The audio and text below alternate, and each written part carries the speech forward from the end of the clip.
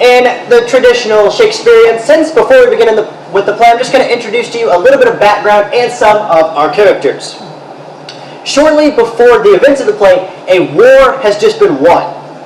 The noble prince, Don Pedro, played by me, has just beaten his brother, Don John. Now, even though Don John was thoroughly beaten, Don Pedro and his companions don't harbor any strong resentment towards him. Don John, however, may not feel the same way. In the company of, in service of Don John, are the noble Count Claudio and Signor Benedict. Count Claudio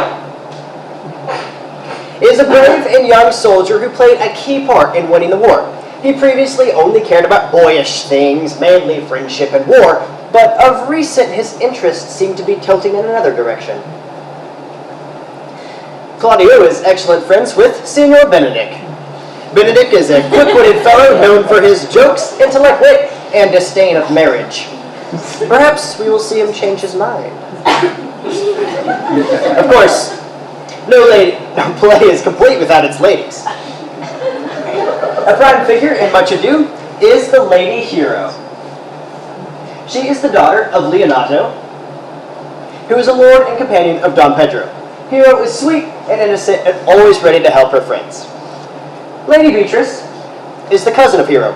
She is pretty much the complete opposite of Hero, as she's known far and wide for her sharp tongue and quick wit. It's rumored that she and Benedict may have been romantically involved in the past, but perhaps not. As the play begins, Leonato is informed that Don Pedro has just returned from the war, and they are soon arriving.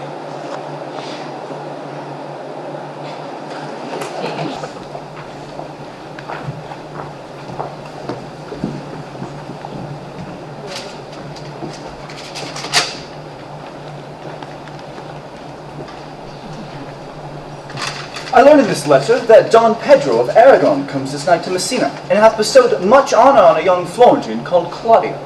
He hath borne himself beyond the powers of his age. He hath an uncle here in Messina who will be very much glad of it. I pray you, is Signor Montanta returned from the wars or no? I know none of that name, lady. My cousin means Signor Benedict of Padua? Oh, he's returned as pleasant as ever he was. Faith, niece, he taxed Signor Benedict too much, but he'll be meet with you, I doubt it not. He was a good soldier, lady. And a good soldier too, lady. But what is he to a lord? A lord to a lord, a man to a man. Stuff with all honorable virtues. It is so indeed. He is no less than a stuffed man. As for the stuffing, well, we're all mortal. You must not, sir, mistake my niece. There's a kind of merry war betwixt Signor Benedict and her. They never meet, but there's a skirmish of wit between them. Alas, he gets nothing by that. In our last conflict, 4 of his 5 wits went halting off, and now is the man governed by 1. Who is his companion now? He hath every month a new sworn brother. He goes in the company of the right noble Claudio. Lord help him! He shall hang upon like a disease. God help the noble Claudio. You will never run mad, niece. No, not until a hot January. Don Pedro is approached. Good Signor Leonato! I think this is your daughter? Her mother hath many times told me so. Were you in doubt, sir, that you asked her? Signor Benedict, no, for then you were but a child. Truly, if Signor Leonato be not her father, she would not have his head on her shoulders, for all Messina as like him as she is. I wonder that you will still be talking, Signor Benedict. Nobody marks you. What, my dear Lady Disdain? Are you yet living? Is it possible that Disdain should die while she has such meat food to feed as Signor Benedict? Courtesy itself must convert to disdain if you come in her presence. Then is courtesy a turncoat? For truly, I am loved of all ladies. Only you excepted. And I would I could find in my heart that I had not a hard heart. For truly, I love none. A dear happiness to woman. I would rather hear my dog bark and crow than a man swear he loves me. May God keep your ladyship still in that mind, so some gentleman or other shall escape a predestinate scratched face. Scratching cannot make it worse for such a face as yours. Signor Benedict and Count Claudio, my good friend Leonato hath invited you to stay at his house at least a month. I dare say he is no hypocrite, but prays from the heart. If you swear, my lord, you shall not be forsworn. Let me bid you welcome, my lord. Being reconciled to the prince, your brother, I owe you all duty. I thank you. I'm not of many words, but I thank you. Please it your grace, Leon. Your hand, Leonato. We will go together. Benedict. Didst thou note the daughter of Signor Leonato? I noted her not, but I looked on her. Is she not a modest young lady? Why, in faith, methinks she's too brown for fair praise, too low for high praise, and too little for a great praise. I do not like her. In mine eyes, she is the sweetest lady I ever met. I can see yet without spectacles, and I see no such matter. But I hope you have no intent to turn husband, have you? I would scarce trust myself, though I had sworn the contrary, if Hero would be my wife. What secret hath held you here? Count Claudio, hear me. I can be as secret as a dumb man. I would have you think so. But, on my allegiance, mark you this, on my allegiance, he's in love. Now that is a gracious part. Mark how short his answer is. With Hero, Leonato's short daughter. Amen that you love her, for the lady is well worthy. That I love her, I feel. That she's worthy, I know. I neither feel how she should be loved, nor see how she should be worthy. Thou wast ever an obstinate heretic in despite of the beauty. That a woman conceived me, I thank her. That she brought me up, I likewise give her most humble thanks. But that I shall live a bachelor, all women shall pardon me. I shall see thee, ere I die, look pale with love. With anger, with sickness, or with hunger, my lord. Not with love. Whether dost thou fall from this faith, thou wilt prove a notable argument. If I do, then hang me in a bottle like a cat, and shoot at me. And he that hits me, let him be clapped on the shoulder and called Adam. In the meantime, Signor Benedict, repair to Leonato's. Commend me to him and tell him I will not fail him at supper, for indeed he hath made great preparation. Very well, and so I leave you. My liege, your highness now may do me good. Teach it but how, and thou shalt see how apt it is to learn any hard thing that may do thee good. Dost thou affect her, Claudio? Oh my lord, when you went honor on this ended action, I looked upon her with a soldier's eye, that liked but had a rougher task in hand. But now that I am returned, and the worst thoughts have left their places vacant in the rooms, come thronging soft and delicate desires, all prompting me how fair young Hero is, saying I liked her ere I went to wars. Thou wilt be a lover presently, and tire the hero with a book of words. Was it not to this end that thou began to twist so fine a story? How sweetly do you minister to love, to know love's grief by his complexion. But lest my liking might too sudden seem, I would have salved it with a longer treatise. What need the bridge be broader than the flood? The fairest grant isn't the necessity. Look, what will serve is fit. 'Tis once thou lovest, and I will fit thee with the remedy. I know we will have a reveling tonight. I will assume my part in some disguise, and tell fair hero I am Claudio. Then, in her bosom, I'll unclasp my heart, and after, to her father will I break, and the conclusion is, she shall be thine. In practice, let it put it presently.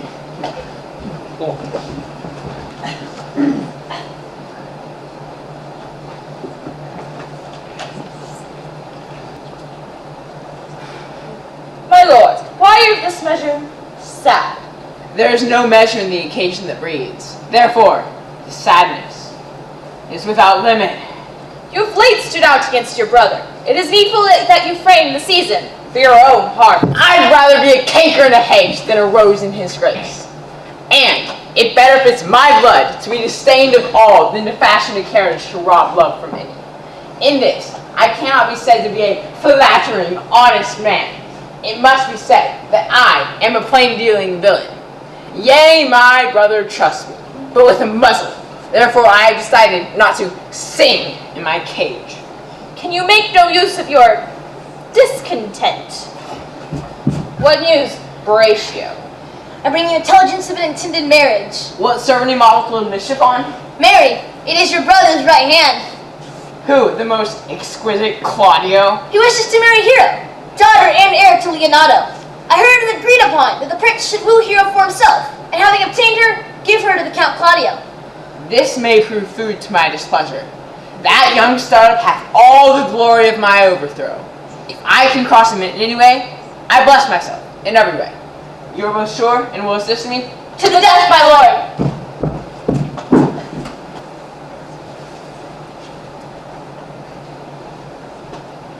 Was not Count John here at supper? I saw him not. He is of a very melancholy disposition. How tartly that gentleman looks. I can never see him, but I'm heartburned an hour after. By my troth, niece, thou wilt never get thee a husband if thou be so shrewd of thy tongue. In faith, she's too cursed. I pray upon my knees every morning and evening, Lord, I could not endure a husband with a beard upon his face. I had rather lie in the woolen. You may lie down a husband that hath no beard. What should I do with him? Just in my peril will make my waiting gentlewoman. He that hath a beard is more than youth, and he that hath no beard is less than man. And he that is more than youth is not for me, and he that is less than man, I am not for him. Well, daughter, I hope to see you one day fitted with a husband. Not until God make men of some mantle other than earth, no father, I'll none.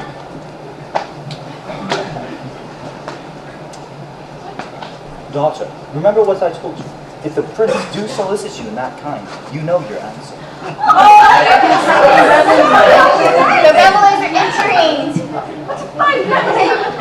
Oh, do you think Leonardo is? I told so many times. I've seen 500 years old. Really? Maybe 5 minutes more. You started.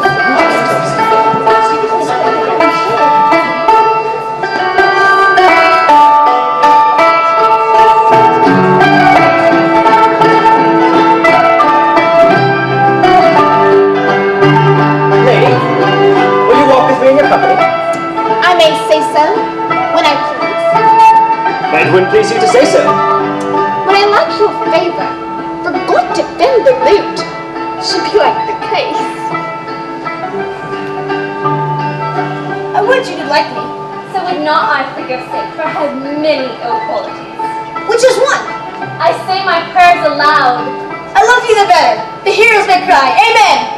God match me with a good dancer. Amen.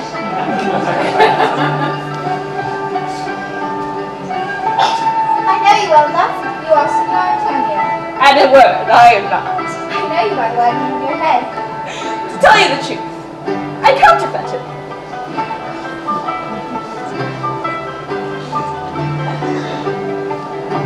Will you not tell me who you are, or who told you? Not now. It must have been Senior Benedict that said so. What's he? I'm sure you know him well enough. Not I, believe me. Has he never made you laugh? I pray you, what is he? Why, he is the Prince's jester. A very dull fool. When I know the gentleman, I'll tell him what you say. Do.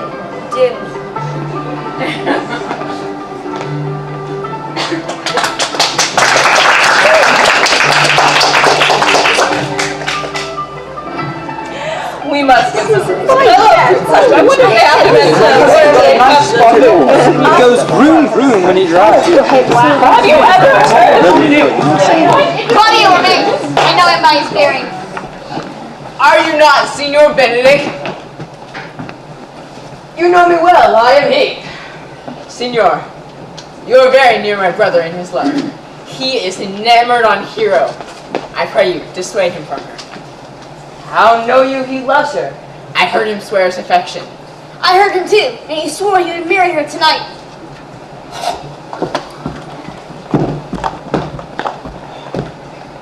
Thus answer I in the name of Benedict. But hear these ill words with the ears of Claudio. 'Tis certain so, the prince woos for himself. Friendship is constant in all the other things, save for the office and affairs of love. Farewell, therefore, Hero. Come, Claudio, come. Will you go with me? The prince hath got your hero. I wish him joy of her. But did you think the prince would have served you thus? I pray you, leave me. Oh, now you strike like the blind man. If it will not be, I will leave you. Alas, poor hurt foul. But that my lady Beatrice should know me and not know me, the prince is fool. Ha! Well, I'll be revenged as I may. How now, Signor? Where's the Count? Did you see him? Troth, my lord, I have played the part of Lady Fame. I found him here as melancholy as a lodge in a warren. I told him, and I think I told him true, that your grace had got the goodwill of this young lady, and I offered him my company to a willow tree, either to make him a garland, as being forsaken, or to bind him up a rod, as being worthy to be whipped. To be whipped? What's his fault? The flat transgression of a schoolboy, who, being overjoyed with finding a bird's nest, shows it his companion, and he steals it. Will that make trust a transgression? The transgression is in the stealer. Yet it had not been amiss that the rod had been made, and the garland too. For the garland he might have worn himself, and the rod he might have bestowed on you, whom, as I take it, have stolen his bird's nest. I would but teach them to sing, and restore them to their owner. If their singing answer your saying, by my faith, you say true. The Lady Beatrice hath a quarrel to you. Oh, she misused me past the endurance of a block. She told me, not thinking I had been myself, that I was the prince's fool, that I was duller than a great thaw. She speaks poniards and every word stabs. I would not marry her, though she were endowed with all that Adam had left him before he transgressed. Look, here she comes. When your grace commands me any service to the world's end, I will go on the slightest errand to the Antipodes now that you can devise to send me on. Fetch your toothpick now from the furthest ends of Asia. Bring the length of Prester John's foot. Fetch your hair off the great Cham's beard. Rather than hold 3 words conference with this harpy. You have no employment for me? None, but to desire your company. Oh, sir, here's a dish I love not. I cannot endure my lady tongue. Come, come, lady, you have lost the heart of Signor Benedict. Indeed, my lord. He looked at me a while, and I gave news for it. A double heart for a single one. Married, once before he wanted of me false dice. Therefore your grace may well say I have lost it. You have put him down, lady. You have put him down. I brought Count Claudio, who you sent me seek. How now, Count? Wherefore are you sad? Not sad, my lord. How then, sick? The Count is neither sad nor sick, nor merry nor well, but civil Count. Civil is an orange, and something of that jealous complexion. Look, Count Claudio, I have wooed in thy name, and fair hero is obtained. Name the day of marriage, and God give thee joy. Count, take of me my daughter, and with her my fortunes. His grace hath made the match, and all grace say amen to it. Speak, Count, 'tis your cue. Silence is the perfectest herald of joy. I would but little happy if I could say how much. Lady, as you are mine, I am yours. Speak, cousin, or if you cannot, then stop his mouth with a kiss, and let him not speak neither. In faith, lady, you have a merry heart. Good Lord, for alliance, thus goes everyone to the world, but for and I am sunburnt. I may sit in a corner and cry hi-ho for a husband. I will get you one. Will you have me? No, my lord, unless I might have another for working days. Your grace is too costly to wear every day. But I beseech your grace to pardon me. I was born to be all mirth and no matter. Niece, will you look to those things I told you of? I cry you mercy, uncle, by your grace's pardon. By my troth, a pleasant spirited lady. But she cannot endure to hear tell of a husband. Oh, by no means. She mocks all her wooers out of suit. She were an excellent wife for Benedict. Oh, Lord, my lord, if they were but a week married, they'd talk themselves mad. Count Claudio, when mean you to go to church? Tomorrow, my lord, time goes on crutches till love has all its rights. Not till Monday, my dear son, which is hence a just 7 night, and a time too brief, too, to have all things answer my mind. Come, come, you shake the head at so long a breathing, but I warrant thee, the time will not go dully by us. I will, in the interim, undertake one of Hercules' labors, which is to bring Lady Beatrice and Signor Benedict into a mountain of affection, the one with the other. My lord, I am for you. And I, my lord. And you too, gentle hero. I will do any modest office, my lord, to help my sister to a good husband. If we can do this, Cupid is no longer an archer. His glory shall be ours, for we are the only love gods. It is so. Count Claudio shall marry the daughter of Leonato. Yea, my lord, but I can cross it. How canst thou cross this marriage? I think I told your lordship about a year since how much in favor I am of the Lady Margaret. I can at any the waiting gentlewoman to hear. I can at any unseasonable instant of the night appoint her to look out the lady's chamber window. What life is in that? To be the death of this marriage. The poison you to temper. Go you to the prince, your brother, and Count Claudio, and tell them the hero loves me. They will scarcely believe this without trial. So they will see me at her chamber window. Hear me call Margaret hero, and hear Margaret term me Claudio. Be cunning in the working of this, and thy fee is 1,000 ducats.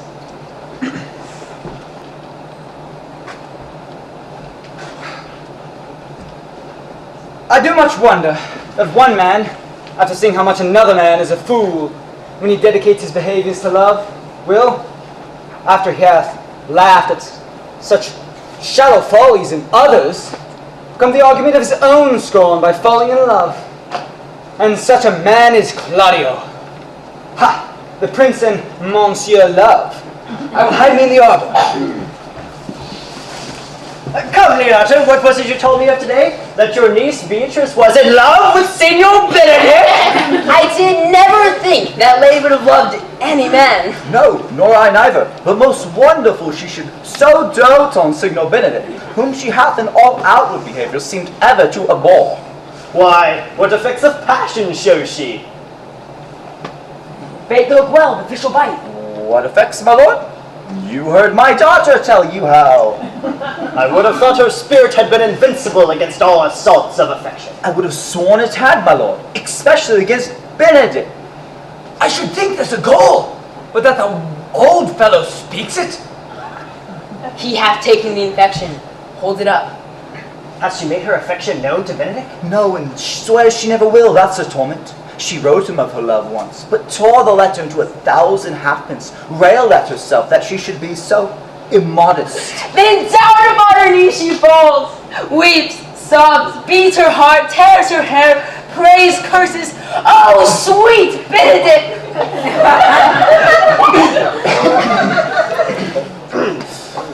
It were good Benedict move it by some other, if she will not discover it. To what end? He'd make but a sport of it, and torment the poor lady worse. And he should, and it were an alms to hang him. She is an excellent, sweet lady, and virtuous. And she is exceeding wise. In everything but in loving Benedict! Hero thinks surely she will die. For she says she will die if you love her not. And she will die ere she makes her love known. And she will die if you woo her, rather than she would base one breath of her accustomed crossness. Shall we seek Benedict and tell him of her love? Never tell him, my lord. Let her wear it out with good counsel. Nay, that's impossible. She may wear her heart out first. I love Benedict dearly and wish he would so modestly examine himself to see how unworthy he is so good a lady. My lord, will you walk? Dinner is ready. If he do not go to honor her upon this, I will never trust my expectations. Now, let the same net be spread for her, and that was your daughter and her gentlewoman carry out. Let's send her to call him into dinner.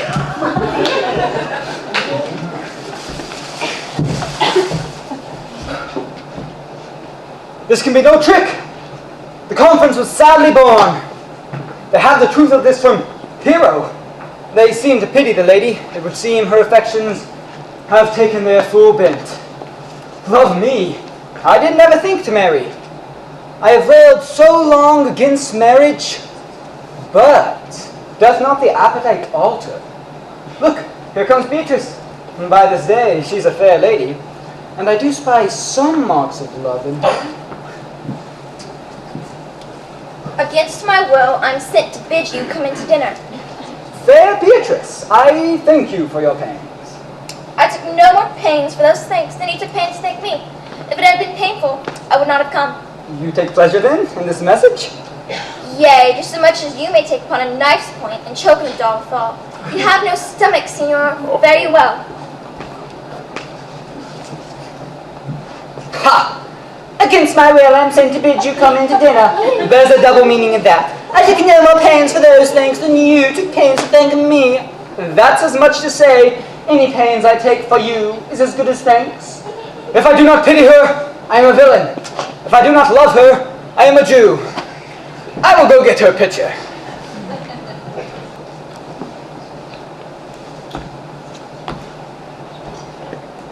Good Margaret, run me to the parlor and tell Beatrice that I and Ursula walk in the orchard, and that our whole discourse is of her.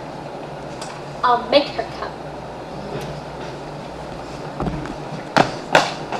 Now, Ursula, when Beatrice does come, our talk must only be of Benedict.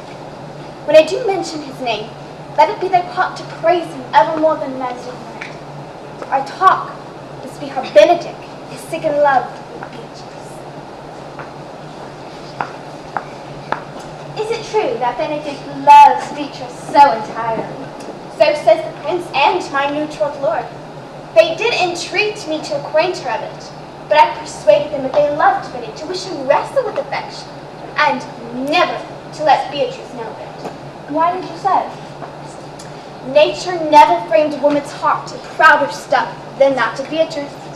Disdain and scorn bright sparkling in her eyes, and her wit values itself so highly that to her all matter else seems weak. She cannot love.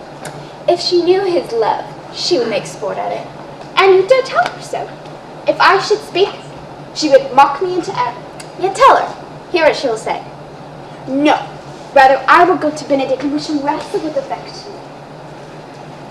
She cannot be so much without true judgment, having so swift and excellent wit as she is prized to have, as few so rare gentlemen as signal as Benedict. Indeed, he hath an excellent good name.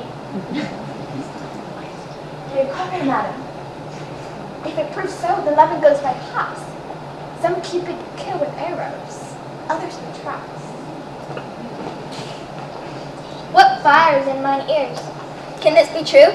Stand I condemned for pride and scorn so much?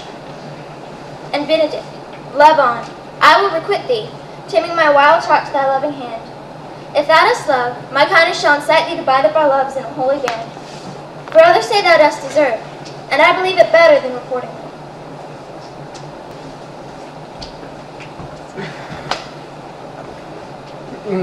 Gallants! I am not as I have been. So say I. Methinks he is sadder. I hope he be in love. Hang him, truant. There's no true drop of blood in him to be truly touched with love. If he be sad, he wants money. I have a toothache. I have a toothache. What, sigh for the toothache? Yet say I, he is in love. There's no appearance of fancy in him, unless it be a fancy he hath to strange disguises.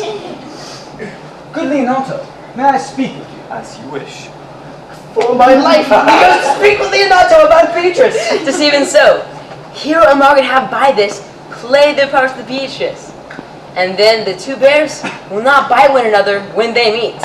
So, My lord and brother, God save you. good day, brother. If your leash is served, I would speak with you. In private? Yes, yet Count Claudio may hear, for what I would speak of concerns him. Why, what's the matter? Means your lordship to be married tomorrow? You know he does. I know not that. When he knows, I know. If there be any impediment, I pray you discover it. Why, what's the matter? I came hither to tell you that the lady is disloyal. Who, Hero? Even she. Disloyal. The word is too good to paint out her wickedness. Go, but with me tonight, and you shall see her chamber window entered, even the night before her wedding day. If you love her, then tomorrow wed her. But it would benefit your honor to change your mind. May this be so? I will not think it. If I see anything tonight, why I should not marry her tomorrow in the congregation. Where I should wed, there will I shame her. And as I would for thee to obtain her, I will join with thee to disgrace her.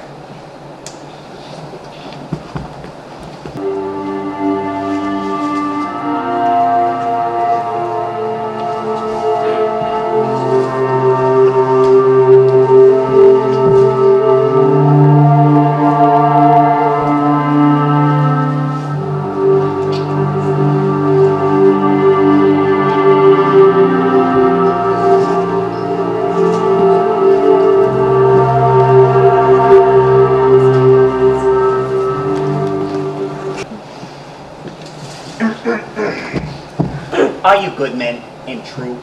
Yea, or else it were a pity, but they should suffer salvation, body and soul. Nay, our punishment for goodness, if they should have any allegiance in them, being chosen for the prince's watch. Well, them their charge, neighbor Dogberry. First, who think you the most deserveless man in Constable? Hugh Oatcake, sir.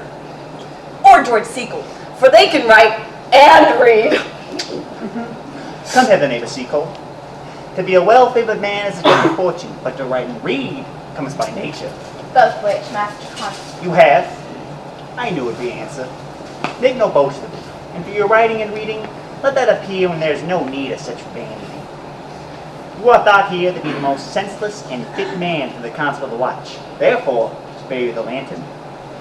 This is your charge. You are to comprehend all vagrant men. You are to bid any man stand in the prince's name. How, if it will not stand? Why, then, take no note of him, but let him go, and presently call the rest of the watch together, and thank God you are rid of the knave. If he will not stand when he is bidden, he is none of the prince's subjects. True, and that a meddle with none but the prince's subjects. You are also not to make any noise in the streets, for the watch to babble and to talk is most tolerable, and not to be endured. We will rather sleep than talk. We know it belongs to a watch. Why, you speak like an ancient and most quiet watchman.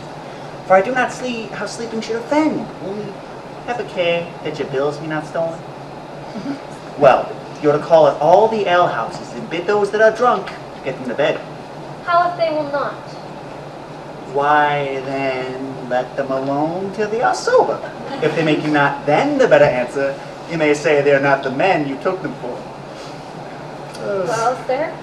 If you meet a thief, you may suspect him to be no true man. And the less you meddle to make with them, the more is for honesty. But if we know him to be a thief, shall we not lay our hands on him?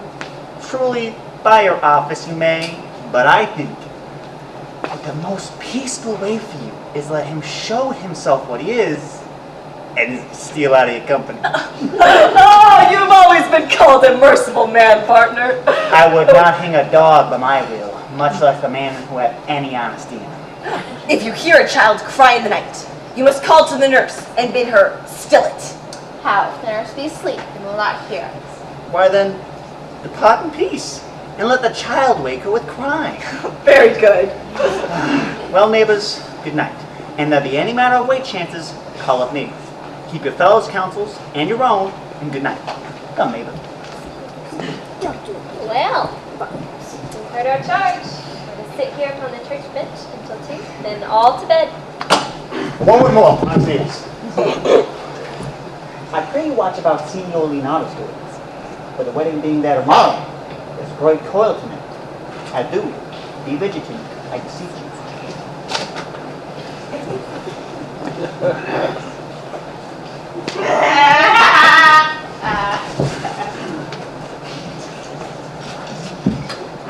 How did I say? Down forward with that tail. Stand me close, under thy penthouse. Some treason, can't stand close. Know now that I've earned of Don John 1,000 ducats. Is it possible that any villainy should be so dear? Thou shouldst be asking if you're possible for a villainy to be so rich. For rich villains having the poor ones, they make what price they will. I wonder at it. Seest thou what a deformed thief fashion is? How gaily it turns all the hot blood between 14th and 5:30. I know that deformed. He's been a vile thief. Tis, thou might hear someone.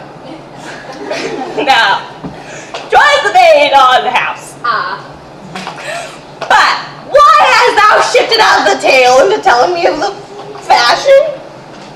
Just that fashion is a villain, forever changing appearances. I have tonight wooed Margaret, waiting gentlewoman to the lady hero. By the name of hero, she leans out her mistress's chamber window, wishes me 1,000 times good night. While far in the orchard, the prince, Count Claudio, and my master, placed and planted and possessed by my master John, saw far from the orchard this amiable encounter.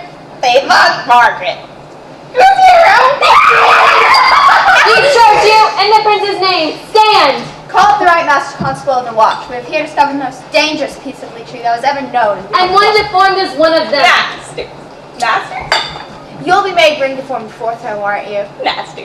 Never speak. Let us obey you to go with us. Come, we'll obey you. Nay, I shan't be hung!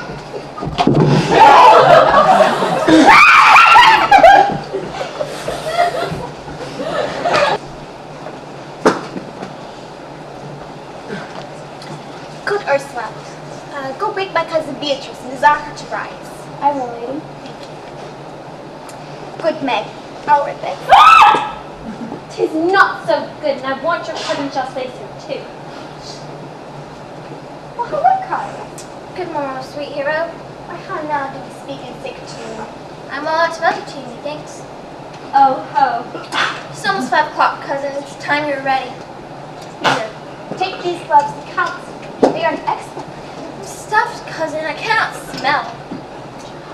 Get you some of this herb, Carduus benedictus, and lay it on your heart, for it is the only thing for a qualm. Benedictus? Why Benedictus? You have some moral in this Benedictus? Moral, by my troth, no. I have no more meaning. I meant plain, holy business. You may think, perchance, that I think you are love. Nay, my lady, I am not such a fool to think what I list, nor list not to think, nor indeed I cannot think. If I would think my heart out of thinking that you are in love, that you will be in love, or that you even can be in love. Benedict is such a knight, and now is he become a man. He swore he would never marry, and yet now, in despite of his heart, he eats his meat without prejudice. And how you may be converted, I know not. But methinks you look with your eyes, just as other women do. What pace is this that thy tongue keeps? You're not a false gallop. My lady, withdraw the prince, the count, Susan, Lord Benedict, Don John, and all the gallants of the town are come to fetch you to church. Good Meg, good cause, good Ursula, hold me to church.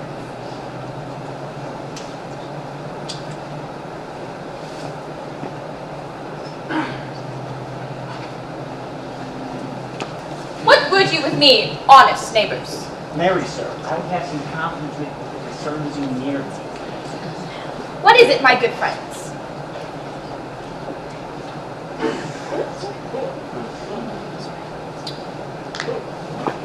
Our watchers, sir, have on this night indeed comprehended 2 auspicious persons that would have them this morning examined for your worship.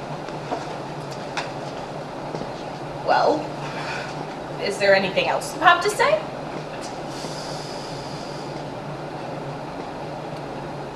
Very, sir. Our watch tonight, accepting your worship's presence, have taken a couple of his errant knaves as any in Messina. Neighbors, you are tedious. Pleases your worship to say so, but we are but the poor duke's houses. And for my own part, I could never be so tedious as a king. All thy tedious on me. Yea, I be but a poor man. And so am I. I would fain know what you have to say. As I just said, our watch tonight comprehended 2 men that you need to exhibition. Take their examination and bring them to me. And I am in great haste, as it may appear unto you. It shall be sufficient. Very well. Come, we have to examination these men, And we must do it wisely. and we will spare for no wit, I warn. Come, Friar Francis, be brief. My lord, you come hither to marry this lady? No. To be married to her, Friar, you come to marry her. Lady, you come hither to be married to this count? I do. If either of you know of any inward impediment why you should not be conjoined, charge you on your souls to utter it. Know you any, hero? None, my lord. Know you any, count? I dare make his answer for him. None. Standing by, friar. Father, by your leave, will you give me this maid, your daughter? As freely, son, as God gives you for me. There, Leonato, take her back again. Give not this rotten horse to your friend. Behold how she blushes here. Her blush is guiltiness. What do you mean, my lord? Is my lord well that he does speak so wide? Oh, sweet prince, why speak not you? What should I speak? I stand dishonored. Are these words spoken, or do I but dream? Sir, they're spoken. These things are true. This looks not like a nuptial. Oh, God defend me! How I am beset! What kind of catechism call you this? To make your answer truly to your name. Is it not hero? Who can blot out that name with any just reproach? Marry, that can, hero. Hero itself can blot out here's virtue. One man talked with you yesternight, out at your window, betwixt 12 and 1. I talked with no man at that hour, my lord. Sorry you must hear, Leonato, but upon mine honor, myself, my brother, and this dear count did see her, hear her, talk with a ruffian at her chamber window last night. Oh, hero, what a hero hast thou been! But fairly well, most foul, most fair. Farewell. Let us go. These things come thus to light. Smother her spirits up. How doth the lady? Dead, I think. Help, uncle. Hero, why hero? Uncle, friar, Benedict. Fate, take not away thy heavy hand. Have comfort. Wherefore? Why does not every earthly thing cry shame upon her? Can she here deny the story that is printed in her blood? Do not live, hero. Do not open thine eyes. Oh, my soul, my cousin is blind. I talked with no man. There's some strange misprision in the princes. If their wisdoms be misled in this, the practice of it lives in John the Bastard, whose spirits toil in frame of villainies. Pause a while. Your daughter here, the prince, is left for dead. Let her a while be secretly kept in, and publish it that she is dead indeed. What will this do? When Claudio hears she died upon his words, the idea of her life shall sweetly creep into his studied imagination. Then shall he mourn, if ever love had interest in his liver, and wish he had not so accused her. Signor Leonato, let the friar advise you. Leave as I flow in grief, the smallest twine may lead me. Come, lady, die to live. Have patience and endure. Lady Beatrice, have you wept all this while? Yea, and I will weep a while longer. I will not desire that. You have no reason, I do it freely. Surely I do believe your fair cousin is wrong. Oh, how much might the man deserve of me that would write her? Is there any way to show such friendship? Very even way, but no such friend. May a man do it? It's a man's office, but not yours.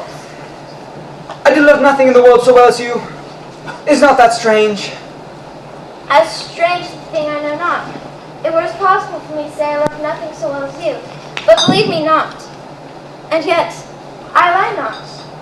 I confess nothing, and I deny nothing. I am sorry for my cousin. By my sword, Beatrice, thou lovest me. Do not swear and eat it. I will swear. Oh, let's eat your word. With no sauce that can be devised to it. I protest, I love thee. I love you so much in my heart, there is none left to protest. Come, bid me do anything for thee. Kill Claudio. Ha! Not for the wide world. Don't deny it. Farewell. Tarry, sweet I'm Beatrice. gone though I'm here. There's no love in you. Nay, I pray you let me Is go. Claudio thine enemy? He is slandered, scorned, dishonored by Hear me, kinswoman. Oh Beatrice. God, that I were a man. I would eat his Beatrice, heart in my place. Sweet hero, she is wrong. She is scorned. She is undone. Oh, die, woman with grieving. Think you in your soul that Count Claudio hath wronged heroes? Yea, it shows I have thought or soul. Enough. I am engaged. I will challenge Claudio. I will kiss your hand. By this hand, Claudio shall render me a dear account. As you hear of me, so think of me. Go comfort your cousin, I must say she is dead. And so, farewell.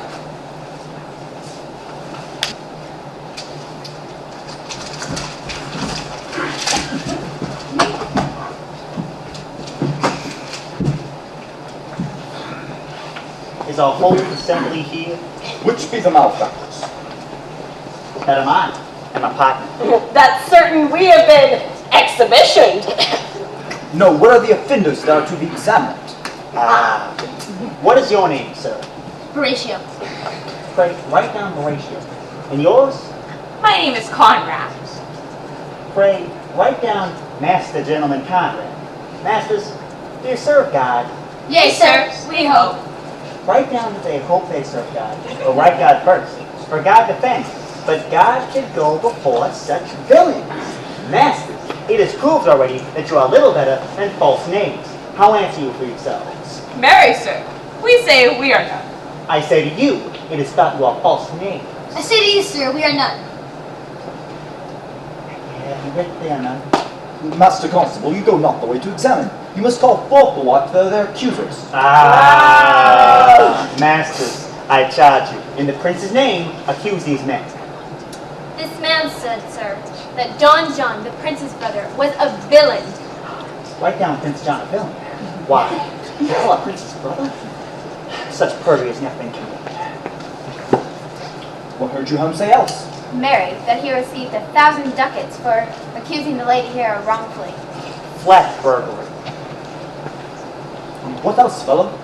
And that Count Claudio did mean, upon his words, to disgrace Hero in front of the whole assembly and not marry her. Oh, villain. That will be condemned to everlasting redemption for this.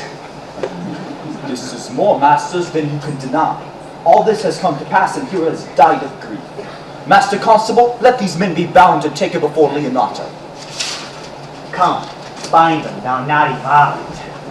Wait, sir! You are an ass! You are an ass! Dost thou not suspect my place? Dost thou not suspect my years? Oh, that he was still here to write me down an ass. Masters, remember that I am an ass. Though not written down, yet forget not that I am an ass.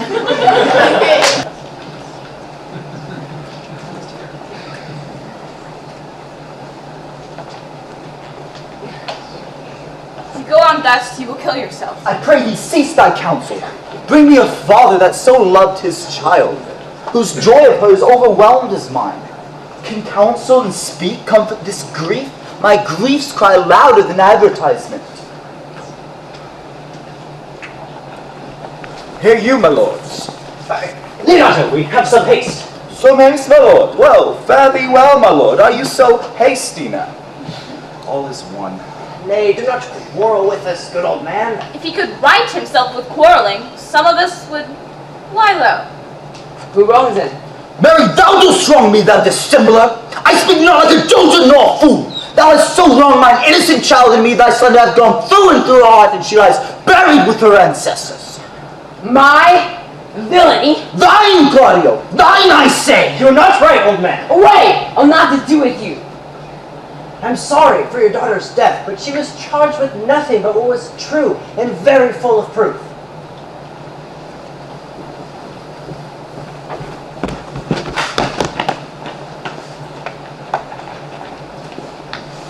See, here comes the man we went to seek.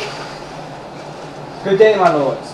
Good day. You're come to a party, almost to a fray. We had like to have had our two noses snapped off with two old men without teeth. In false quarrel there is no true valor. I came to seek you both.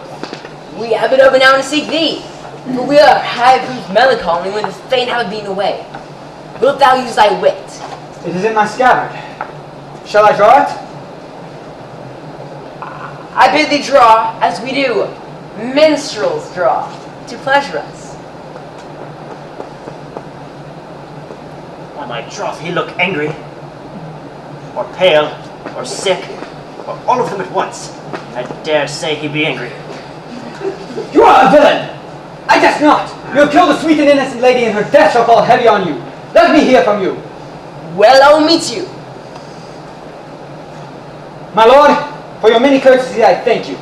Your brother the bastard is fled from Messina. You have among you killed a sweet and innocent lady. For my lord Lackbeard there, he and I shall meet. Till then, peace be with him. He is in earnest. In most profound earnest. And I warrant you, for the love of Beatrice. And he hath challenged thee. Most sincerely. But soft you, let me be. Did he not say my brother was fled? Come you, if justice cannot tame thee, she shall never weigh more reasons than her bounds. And you, being a cursing hypocrite once, you must be looked to. How now, what have these men done? Mary, sir, they have committed false reports. Moreover, they have spoken untruths. Secondarily, they are slanderers. Sixth and lastly, they have belittled. Thirdly, they have fight unjust things. And to conclude, they are lying knaves. Firstly, I ask thee what they have done. Thirdly, why are they committed? Sixth and lastly, what have they done? And to conclude, what you lay to their charge. Sweet prince, let me go no farther to mine answer, do you hear me? And let this count kill me. I have deceived even your very eyes. What your wisdoms cannot discover, these shallow fools have brought to light. How they overheard me in the night, confessing to this man, how the prince, how Don John, your brother, intends me to slander the lady hero. How you saw from the orchard, me court Margaret in hero's garments. How you disgrace hero when you should marry her. My villainy they have upon record, which I rather seal upon my death than repeat over to my shame. And briefly, I desire nothing more than the reward of a villain. Runs not this speech like iron through your blood? Will you drink poison or else ye utter it? For did not my brother set thee on this? Yea, and he paid me richly for it. Sweet hero! Come, the sexton hath informed Signor Leonardo of the matter. And masters, remember to specify that I am an ass.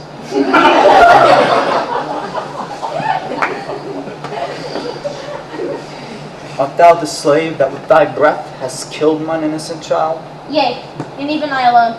Nay, not so. Thou beliest thyself, villain. Here stand a pair of honorable men. A third is fled that had hand in it. I thank you, princes, for my daughter's death. Choose your revenge upon me. I cannot bid you bid my daughter live. Tomorrow morning come you to my house, and since you could not be my son-in-law, be yet my nephew. My brother has a daughter, almost the exact copy of the child that's dead, and she alone is heir to both of us. Give her the right you should have given her cousin, and so dies my revenge. Oh, noble sir, over kindness doth wring tears from me. I do embrace your offer. Sir? This plaintiff here, the offender, did call me ass?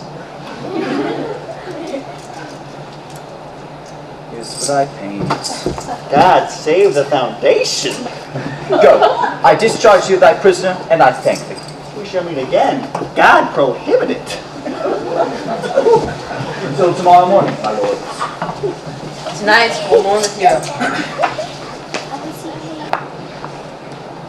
Sweet Beatrice, wouldst thou come when I called thee? Yea, Signor, depart when you bid. Oh, stay but till then. Then is spoken. But ere I go, let me go with that I came, which is knowing what passed between you and Claudio. Only foul words. And thereupon I will kiss thee. Foul words is but foul wind, and foul wind is but foul breath, and foul breath is noisome. Thereupon I shall depart, unkissed. I must tell thee plainly. Claudio undergoes my challenge, and I must either hear from him shortly, or I will subscribe him a coward. And now, I pray thee, tell me, how doth your cousin? Very ill. And how do you? Very ill too. Serve God, love me, and men. And there must I leave you, for here comes one in haste. My lady, you must come to your uncle. It has been proved that my lady Era had been falsely accused, the prince and Claudio mightily abused, and Don John is the author of all, who is fed and gone. Will you come presently? Will you come hear this news, Signor? I will live in thy heart, die in thy lap, and be buried in thine eye. And moreover, I will go with thee to thy uncle. Did I not tell you she was innocent? So are the prince and Claudio who accuse her.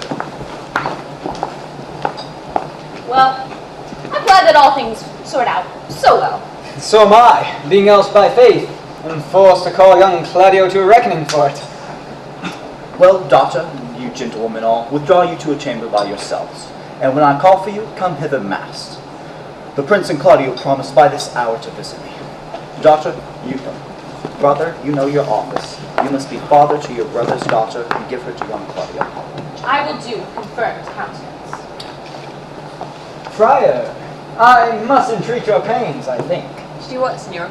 To bind me, or undo me. One of them. Truth it is, Signor Leonato. Truth it is, good Signor. Your niece regards me with an eye of favor. That I, my daughter lent her, 'tis most true. And I do, with an eye of love, requite her. What's your will? Well, my will is that your goodwill may stand with ours this day to be conjoined in a state of honorable marriage.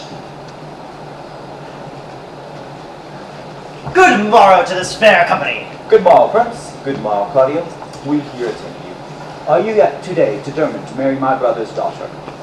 Yes. Call her forth, brother. Here's the friar ready.